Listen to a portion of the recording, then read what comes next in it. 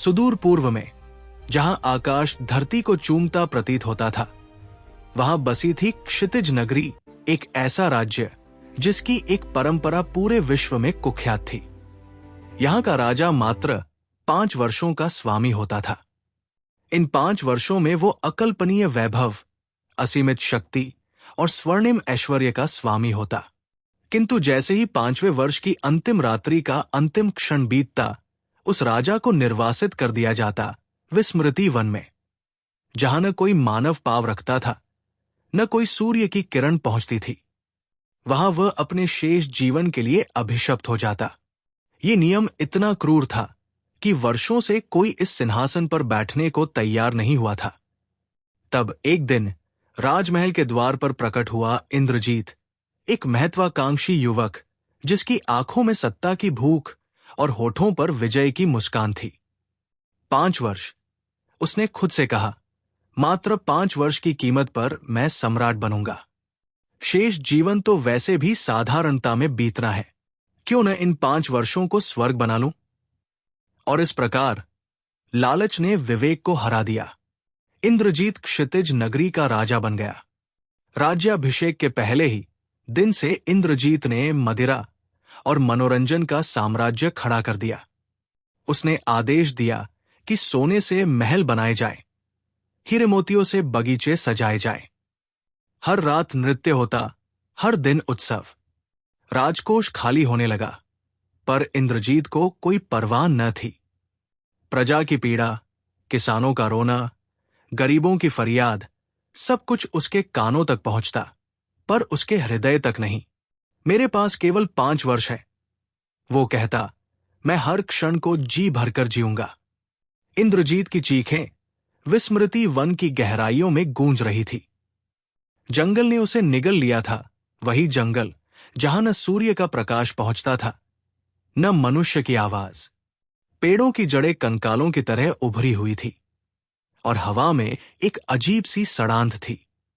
हर रात जब अंधेरा घिरता, इंद्रजीत कांपते हुए किसी पेड़ के नीचे दुबक जाता। उसके शाही वस्त्र अब चिथड़े हो चुके थे। वो जड़ें खाता, गंदा पानी पीता और हर पल मौत से डरता रहता। काश मैंने सोच समझकर निर्णय लिया होता, वो रोज खुद से कहता। 5 वर्ष, बस 5 वर्ष के लिए मैंने अपना पूरा जीवन बर्बाद कर दिया। लेकिन अफसोस, अब बहुत देर हो चुकी थी। इधर क्षितिज नगरी में सिंहासन खाली पड़ा था। राजमहल के दरबार में सन्नाटा पसरा हुआ था। मंत्रियों ने हर गली नुक्कड़ पर ढिंढोरा पिटवाया, पर कोई भी आगे आने को तैयार नहीं था। इंद्रजीत का हश्र सबने देखा था। वो सबक अब किसी को भूलने वाला नहीं था। क्या कोई भी नहीं है जो राज्य का भार उठा सके? प्रधानमंत्री ने निराश होकर पूछा। तभी भीड़ में से एक आवाज गूंजी, मैं तैयार हूं। सब चौंक गए। एक युवक आगे बढ़ा, साधारण धोती कुर्ते में, बिना किसी अहंकार या लालच के। उसका नाम था विक्रम। उसके चेहरे पर शांति थी, आंखों में दृढ़ता और मुस्कान में एक रहस्यमय विश्वास। तुम जानते हो इस सिंहासन का नियम? मंत्री ने चेताया। 5 वर्ष बाद तुम्हें भी विस्मृति वन में।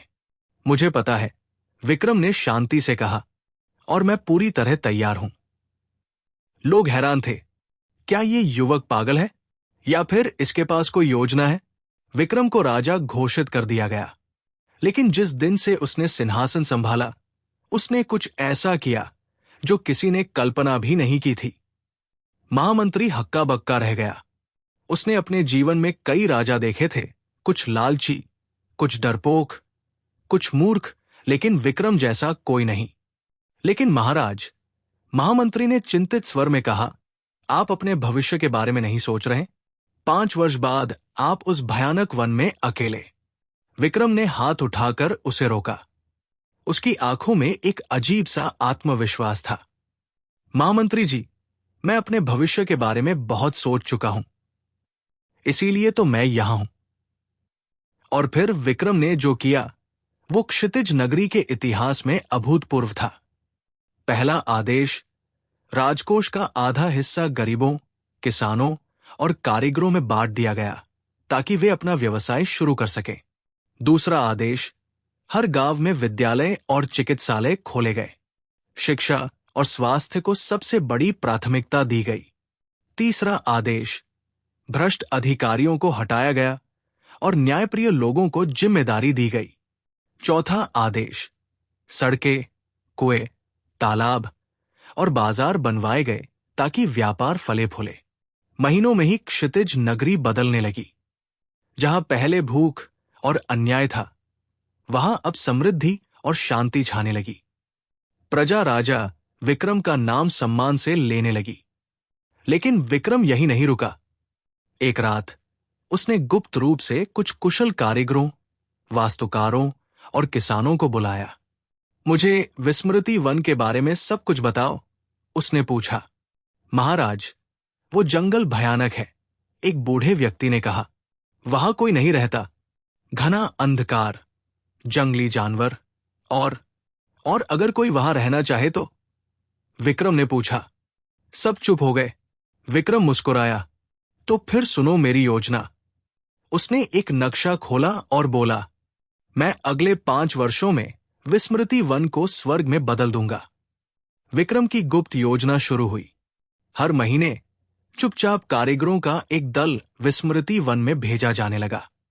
वहां झोपड़ियां बनाई गई, कुएं खोदे गए, खेती योग्य जमीन तैयार की गई, फलों के पेड़ लगाए गए, सुरक्षित रास्ते बनाए गए।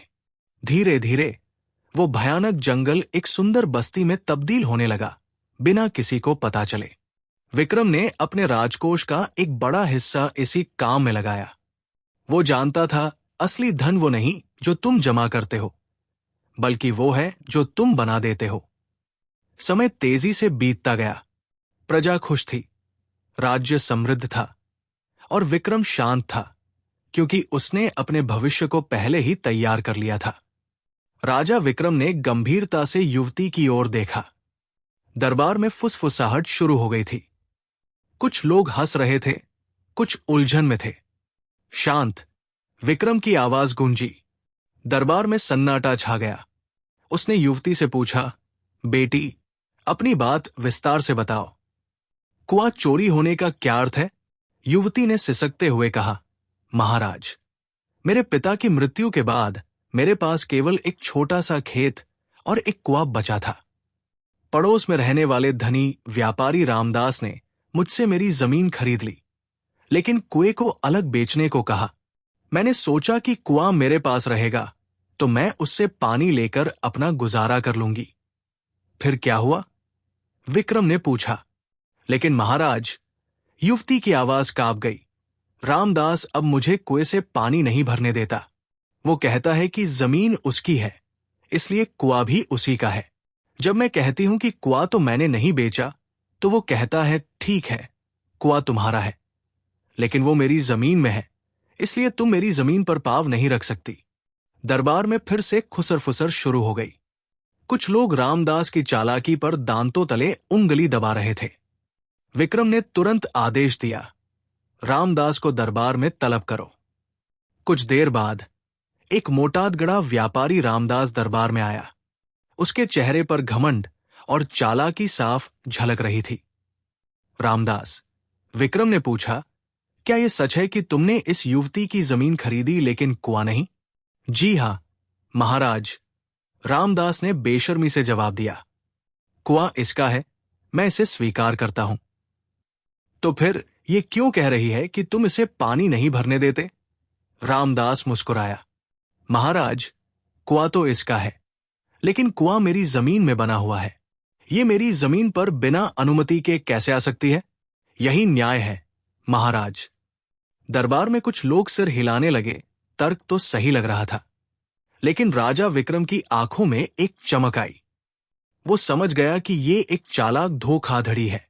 उसने शांत लेकिन दृढ़ आवाज में कहा, रामदास, तुम्हारा तर्क बिल्कुल सही है। कुआं इस युवती का है और जमीन तुम्हारी। इसलिए मेरा फैसला यह है। सब लोग सांस रोककर सुन रहे थे। चूंकि कुआं इस युवती की संपत्ति है और वो तुम्हारी जमीन में है, इसलिए तुम्हें इस युवती को हर महीने किराया देना होगा, क्योंकि तुम इसकी संपत्ति का उपयोग अपनी जमीन पर कर रहे हो। और अगर तुम किराया नहीं दे सकते तो इसे अपना कुआं वापस ले जाने का पूरा अधिकार है। तुम्हें उसके कुएं को खोदकर निकालना होगा और उसकी मूल जमीन पर वापस स्थापित करना होगा। रामदास का चेहरा पीला पड़ गया। दरबार में तालियां गूंज उठीं। लोग राजा विक्रम की बुद्धिमत्ता और न्यायप्रियता की सराहना करने लगे। घबराए हुए रामदास ने झुककर कहा, महाराज, मैं गलत था। मैं इस युवती को उसकी जमीन वापस कर देता हूं और उचित दाम भी दूंगा। विक्रम ने सिर हिलाया। यही न्याय है। युवती की आंखों में खुशी के आंसू थे। उसने राजा के चरणों में सिर झुकाया। इस घटना के बाद राजा विक्रम की ख्याति पूरे राज्य में फैल गई। लोग कहने लगे, ये राजा अलग है, ये सचमुच प्रजा के लिए है। और विक्रम, वो जानता था कि उसके पास केवल 5 वर्ष है, लेकिन इन 5 वर्षों में वो ऐसी नींव रखेगा जो सदियों तक याद रखी जाएगी। राजा विक्रम का आदेश सुनते ही पूरे राजमहल में हड़कंप मच गया। जो अधिकारी अब तक आराम से अपनी कुर्सियों पर बैठे थे, वे अब घबराहट में इधर उधर भागने लगे। मुख्य निर्माण अधिकारी धर्मदास का चेहरा पसीने से तर हो गया। वही था जिसने रत्ना के खेत में काम का ढोंग किया था और बजट की रकम हड़प कर ली थी। महाराज, वो हकलाने लगा। विक्रम की आंखें क्रोध से लाल हो गई। उसने गरजते हुए कहा, धर्मदास, तुमने राज्य के नाम पर एक गरीब विधवा के साथ धोखा किया है।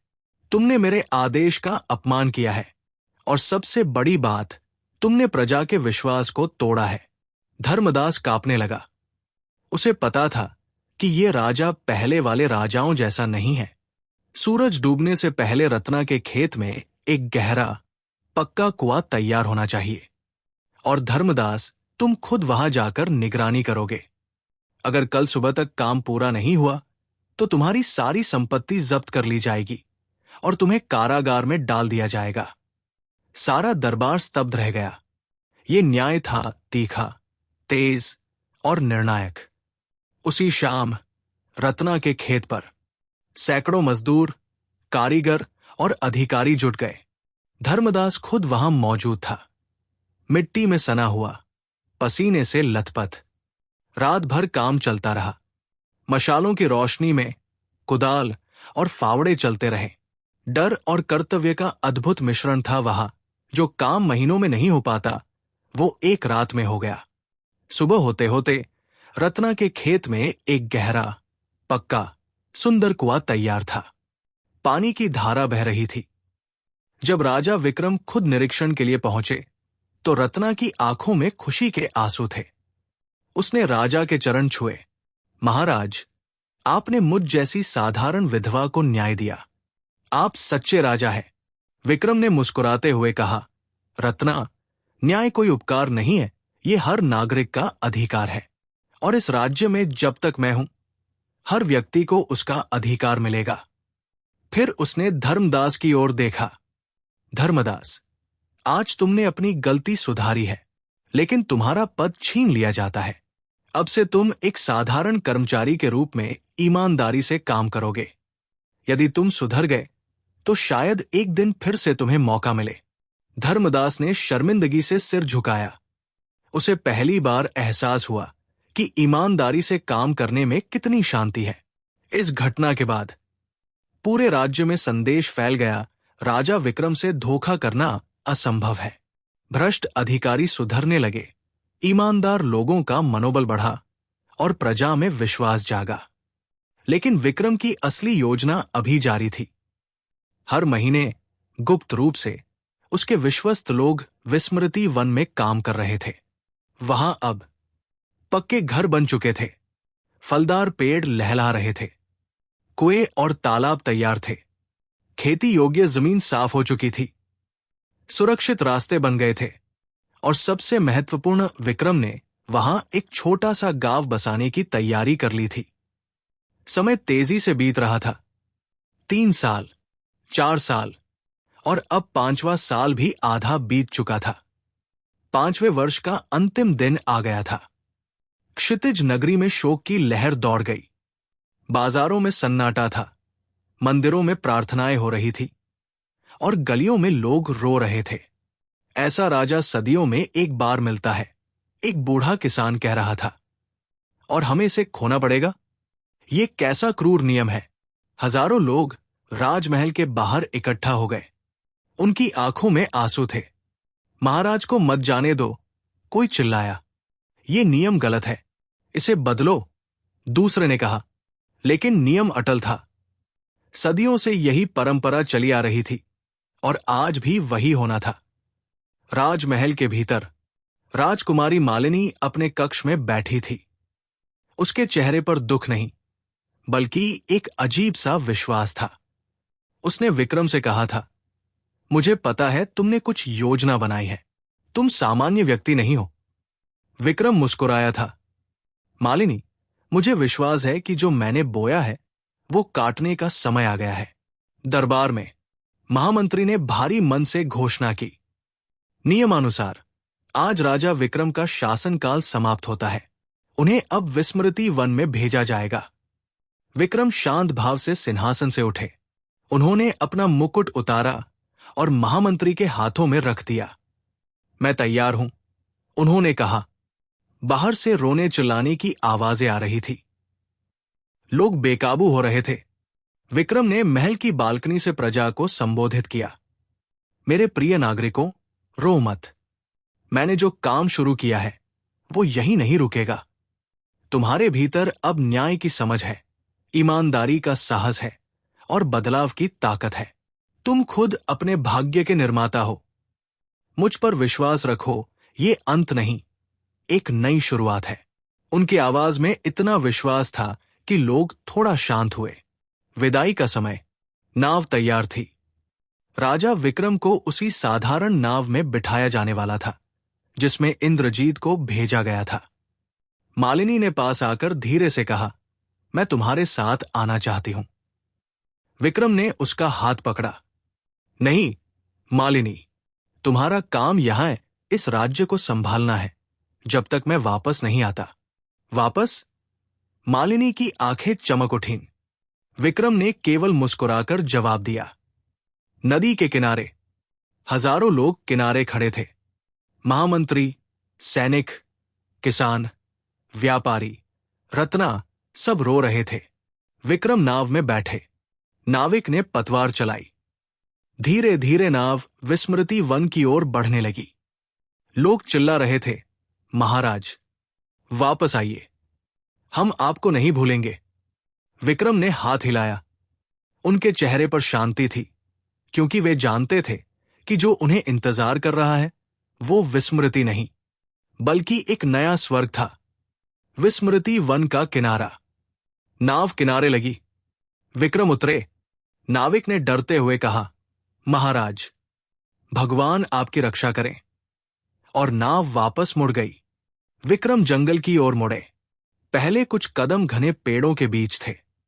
फिर अचानक एक रोशनी दिखाई दी और जैसे ही वे आगे बढ़े, उनके सामने खुल गया एक खूबसूरत गांव।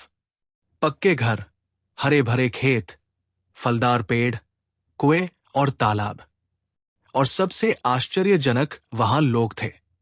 वही कारीगर, वही मजदूर जिन्होंने पिछले 5 वर्षों में गुप्त रूप से यहां काम किया था। उन्होंने विक्रम को देखते ही जयकारे लगाए। महाराज की जय, स्वागत है आपके नए राज्य में। विक्रम की आंखों में आंसू आ गए। उसकी योजना सफल हुई थी। उसने अपना भविष्य खुद बनाया था। राजा विक्रम ने रानी मालिनी से कहा, प्रिय, मैं भोजन की व्यवस्था के लिए जंगल में जा रहा हूं। तुम महल के भीतर ही रहना और किसी अजनबी पर विश्वास मत करना। मालिनी ने सिर हिलाया। चिंता मत करो, मैं सावधान रहूंगी। विक्रम धनुष बाण लेकर जंगल की ओर चल दिए। जादूगर की काली नियत। जैसे ही राजा विक्रम दूर गए, वो बूढ़ा जादूगर अपनी गुफा से बाहर निकला। उसकी आंखें लालच से चमक रही थी। उसने अपनी जादुई शक्तियों से एक भ्रम रचा। वो राजा विक्रम के रूप में बदल गया। वही चेहरा, वही वस्त्र, वही आवाज। वो महल की ओर चला और दरवाजे पर दस्तक दी। मालिनी, द्वार खोलो। मैं लौट आया हूं, उसने विक्रम की आवाज में कहा। रानी मालिनी ने दरवाजा खोला। उसने देखा सामने उसके पति खड़े थे। इतनी जल्दी वापस? मालिनी ने आश्चर्य से पूछा। शिकार मिल गया क्या? हाँ, हाँ, जादूगर ने झूठ बोला। मैं तुम्हें अकेली छोड़कर चिंतित हो गया था, इसलिए लौट आया। मालिनी ने उसे ध्यान से देखा। कुछ तो अजीब था। उसकी आंखों में वो चमक नहीं थी, उसकी मुस्कान में वो गर्माहट नहीं थी, और सबसे महत्वपूर्ण, उसके हाथों में धनुष बाण नहीं थे। मालिनी तुरंत समझ गई कि ये उसके पति नहीं है, लेकिन वो चतुर थी। उसने अपना संदेश जाहिर नहीं किया। आइए, आप थके होंगे, उसने शांति से कहा। मैं आपके लिए जल लाती हूं। वो रसोई की ओर चली गई। रसोई में पहुंचकर मालिनी ने तुरंत सोचा, ये कोई जादूगर या भूत प्रेत है, मुझे इसे परखना होगा। उसने एक चतुराई भरी योजना बनाई। वो वापस आई और बोली, स्वामी, आप बैठिए, मैं आपके लिए भोजन बनाती हूं। लेकिन पहले मुझे एक बात पूछनी है। क्या? जादूगर ने पूछा। मालिनी ने मुस्कुराते हुए कहा, जब हमारा विवाह हुआ था, तब आपने मुझे पहली बार क्या उपहार दिया था? जादूगर का चेहरा पीला पड़ गया। वो तो ये जानता ही नहीं था। वो हकलाने लगा। मालिनी ने तुरंत एक और सवाल दागा। और हमारी पहली मुलाकात में आपने मुझसे क्या कहा था? जादूगर घबरा गया। मुझे याद नहीं। तो फिर तुम मेरे पति कैसे हो सकते हो? मालिनी ने तेज आवाज में कहा, तुम कौन हो? अपना असली रूप दिखाओ। जादूगर समझ गया कि उसकी चाल पकड़ी गई। उसने गुस्से में अपना असली रूप दिखाया, एक बूढ़ा, कुरूप जादूगर। हां, मैं जादूगर हूं, वो चिल्लाया। और अब तुम मेरी हो। तुम्हारा पति तो जंगल में है, यहां कोई तुम्हें बचाने नहीं आएगा। उसने अपनी जादुई छड़ी उठाई, लेकिन मालिनी डरी नहीं। उसने तुरंत एक तीर उठाया जो दीवार पर टंगा था, और जोर से आवाज लगाई, विक्रम, जल्दी आओ। असली राजा की वापसी। उसी समय राजा विक्रम जंगल से लौट रहे थे। उन्हें मालिनी की आवाज सुनाई दी। वे तेजी से दौड़े और महल में घुस गए। उन्होंने देखा मालिनी एक कोने में खड़ी थी और एक भयानक जादूगर उसकी ओर बढ़ रहा था। रुको, विक्रम ने गरज कर कहा। जादूगर मुड़ा। उसने विक्रम को देखा और हंसा। तुम क्या कर लोगे, नाकाम राजा? मैं एक शक्तिशाली जादूगर हूं। लेकिन विक्रम शांत था। उसने कहा, जादूगर, तुम शक्तिशाली हो सकते हो, लेकिन तुम्हारे पास बुद्धि नहीं है। तुमने अपनी शक्ति का गलत उपयोग किया, और जो गलत रास्ते पर चलता है वो हमेशा हारता है। विक्रम ने अपना धनुष उठाया और एक तीर साधा, लेकिन यह कोई साधारण तीर नहीं था। ये अग्नितीर था। ये तुम्हारा आखिरी मौका है, विक्रम ने कहा। या तो ये जंगल छोड़ दो, या फिर मेरे तीर का सामना करो। जादूगर डर गया। वो जानता था कि राजा विक्रम का निशाना अचूक है। वो डरकर भाग खड़ा हुआ और जंगल की गहराइयों में गुम हो गया। मालिनी ने राहत की सांस ली। विक्रम ने उसे गले लगाया। तुम बहुत बहादुर हो, विक्रम ने कहा, और तुम बहुत बुद्धिमान। मालिनी ने मुस्कुराते हुए जवाब दिया।